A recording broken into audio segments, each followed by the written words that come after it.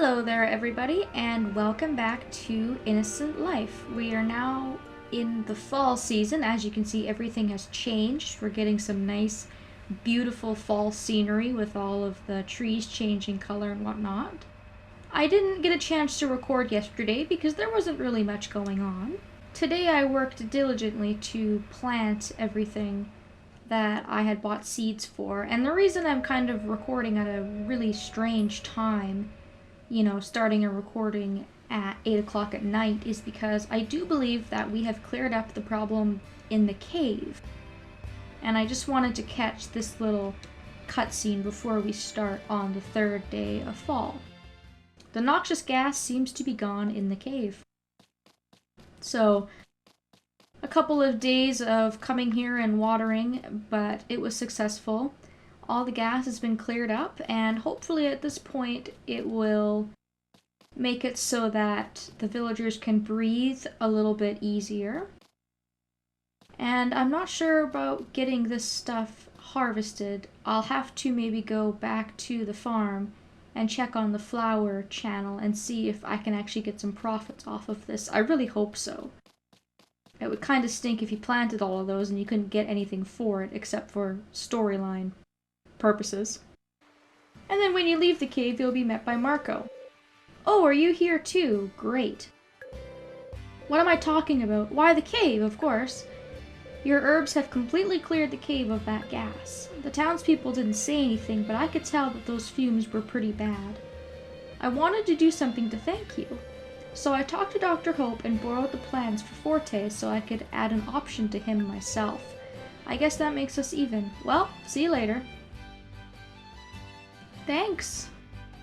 I'm glad that he's kind of coming around to us. Obviously at the beginning of the game he didn't think much of us at all. He thought that the manual farming was a bit silly and that obviously his solution was best. But obviously his solution backfired and we just fixed his problems, so it is nice that when you have a character that's not so likable that they are at least able to kind of apologize and see the error of their ways. What I'll do now is go back, go to bed, wake up in the morning, and I can show everybody what I've kind of done, starting off in the season here. And then we'll also be able to take a look at some of the upgrades that was put into our Battlebot. So let's do that now. And get some stat increases. Not much though, mind you. And then wake up bright and early at 6 a.m. So for the past couple days I've been relatively busy. Like I said, I chose not to use this plot of land right smack dab in the middle of the area because we don't have any jewels in this area, so we have no added benefits. So instead I've moved my crops around. I went ahead and I planted a bunch of different crops in the yellow jewel area, a bunch of different crops in the blue jewel area. And I haven't gotten around to it yet, but I do plan on planting all of my flowers in this area just to kind of compartmentalize everything and keep it all sort of separate. Let's go and see what we have for Forte. He will now have an option for upgrades, and we have a couple of different options here. We have a carry option, which helps prevent you from getting tired from simple farm work. A quick upgrade, which helps you regain energy faster than normal. A power upgrade, which helps prevent you from getting tired from any kind of work. And charge, which makes your maximum PP twice its normal value. Now these don't really give you any specifics. I think that they all have to do with the amount of PP that you have or the amount that you use, because obviously you don't really get tired. I'm assuming that tired is related to your stamina, but these are all sort of nice to have. I would probably go with the charge option. That way I can water everything by hand, I can use my hoe, I can plant everything and I won't have to worry about not being able to get it all done in one day because I will have more stamina. So when you pick an option, be very careful because once you pick it, you're not able to change your mind until the following day.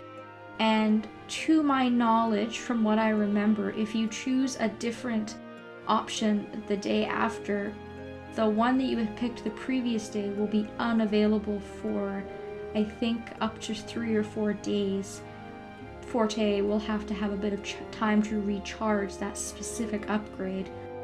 So I think I'm just gonna take charge and I'm gonna stick with it and not really deviate much from that. That kind of seems like a good option.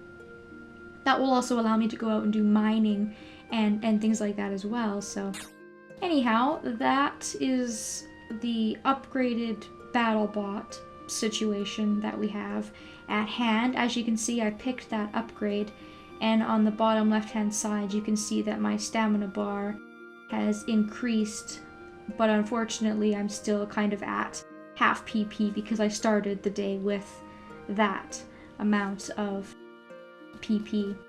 You'll also notice that the yellow jewels are floating. You can see side by side to the blue jewels on the ground, but the yellow jewel is floating up in the air. You might be asking yourself what this means. If a jewel starts to float, it means that you can take the jewel out and replace it with another color. If I tried to do it with a blue jewel, for example, if I tried to do it with these ones, I wouldn't be able to. These are stuck in place for a certain amount of time, and once a certain amount of time has passed, the altar will float and you can change jewels out if you so desire. You don't lose the effect of the floating jewels. It's still in effect, but you still have the option to change it if that is what you want to do. And if you don't want to change it, then that's okay too. You can just leave everything as is and continue on as normal. I'm not too sure what I planted where. What I know is I went to the supermarket and I bought 9 of everything and I planted it all. So I was able to just get my hands on everything that was available in the fall season.